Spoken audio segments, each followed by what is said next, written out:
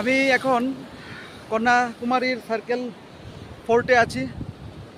পিছনটায় সমুদ্রের ঢেউ ঢেউ খেলাচ্ছে, খুব আনন্দে খুশিতে আত্মহারা হয়ে সমুদ্র খেলছে।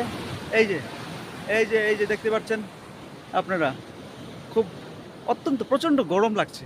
অ্যাকচুয়ালি কোনো বলার নেই কিছু।